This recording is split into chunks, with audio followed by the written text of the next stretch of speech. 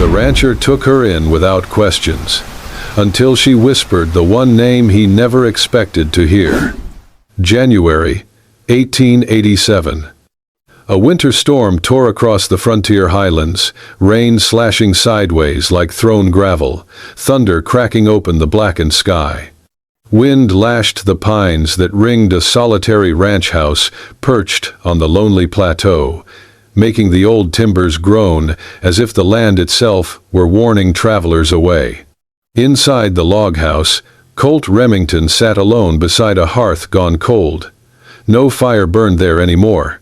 It had been years since he allowed one to last through the night. The faint glow of dying embers reflected off his weathered face, hard lines etched deep by war and grief. He had once been a cavalry officer, respected and decorated, a man who believed in orders and brotherhood. That man had vanished the night his younger brother, Asher Remington, was killed in a failed ambush. Colt was certain had not been chance. Since then, Colt had withdrawn from the world. He trusted no one. He kept his doors closed, his lanterns dark, and his memories buried where they could not bleed him dry. The knock came suddenly. 3 raps against the door, light but desperate. Colt's body went still. His hand closed around the grip of the revolver at his hip. No one ever came here. Not in daylight. Certainly not in a storm like this. He waited, listening past the thunder, until the sound came again. 3 knocks, uneven now, as if the hand making them were failing. Slowly, Colt rose and crossed the room. He opened the door with the gun hidden behind his leg. A woman stood on his porch. She was drenched to the bone, dark hair plastered to her face, rain streaming down her hollowed cheeks. Her eyes were wide with fear and exhaustion. Her lips blue from cold. Blood seeped through the torn fabric at her shoulder. In both arms, she clutched a small canvas satchel, holding it tight against her chest as though letting go would finish her. "Help," she whispered, voice barely carrying over the storm. Then her knees buckled, and she collapsed forward. Colt caught her just in time. For a heartbeat, he hesitated, rain soaking into his sleeves, the weight of a stranger in his arms. She could be trouble. She could be bait. She could be the very thing he had spent 6 years avoiding. But instinct, older than fear, took over. He carried her inside and laid her gently on the bench near the hearth. Her skin was icy. He stripped off her soaked coat, revealing the wound in her shoulder, crude and hastily bound. Working in silence, Colt cleaned and wrapped it as best he could. The woman never woke, but even unconscious, her fingers remained locked around the satchel. He did not pry it from her. Instead, he pulled a dry blanket over her, removed her wet boots, and stood for a long moment watching her shallow breaths fog the air. Then, from a shelf long untouched, he took down the storm lantern, the only one he had kept when he extinguished all the others. It had been Asher's. A foolish gift, once, given with a grin and a promise to always come home. Colt lit it. The soft amber glow filled the room, chasing back shadows he had lived with for years. He set the lantern on the table beside her and said nothing. The storm raged on through the night. Near midnight, the woman stirred. Her brow tightened, her body twitching as if caught in unseen hands. She whispered in her sleep, broken phrases spilling out between shallow breaths. "Do not trust them." A pause, a shudder. Asher said not to. Tears slid from the corners of her eyes. Colt leaned closer, heart hammering in his chest. "Asher?" he murmured. But she slipped back into uneasy stillness, leaving only the rain and the lantern's low hiss to answer him. By morning, the storm had weakened into a cold, steady drizzle. Colt stood at the stove, stirring a pot of thin soup, when he heard movement behind him. The woman was awake. She sat up slowly, eyes darting around the room, one hand immediately finding the satchel at her side. Her gaze landed on Colt, wary and guarded. He turned, studying her carefully.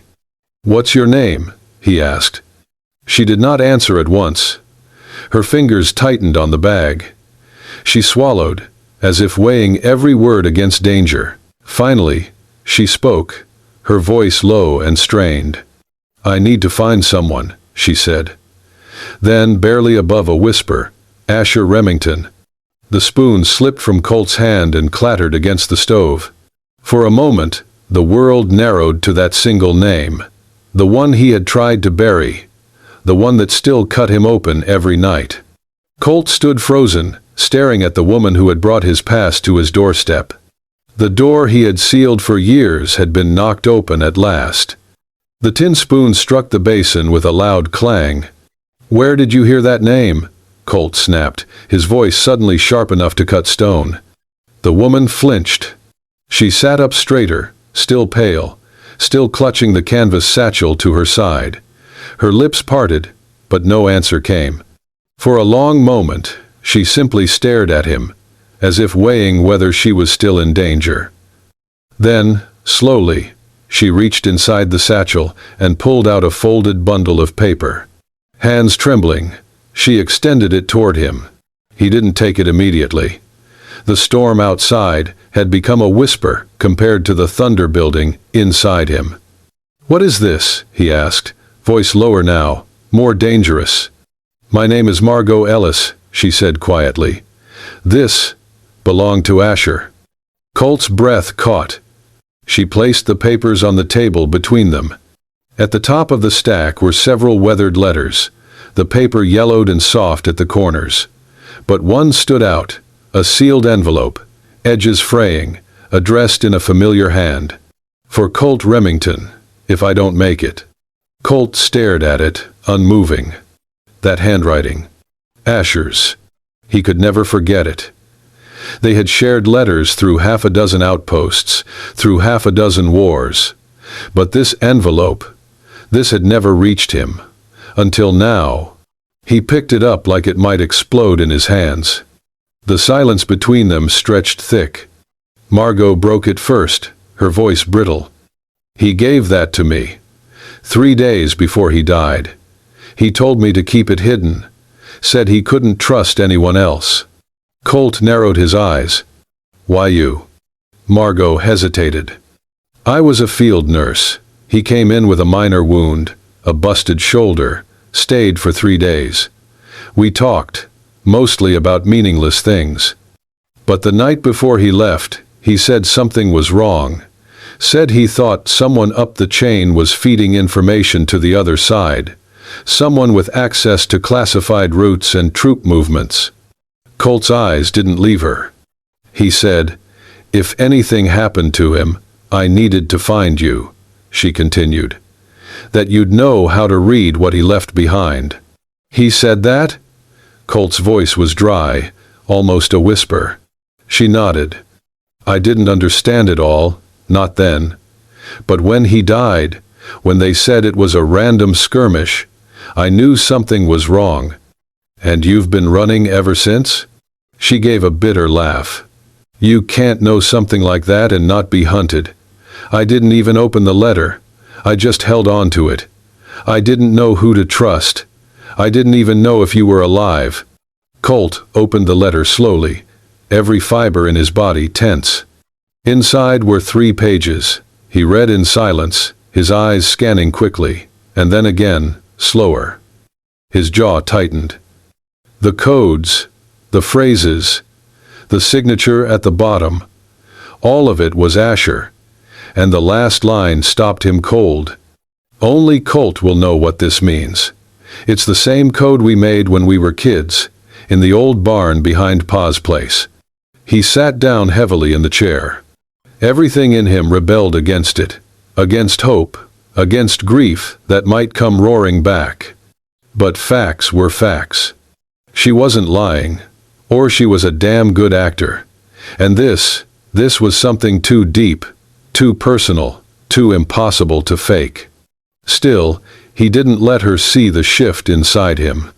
Instead, he folded the letter, placed it back on the table, and stood. "You can stay," he said gruffly. For now, until I figure out what the hell this all means.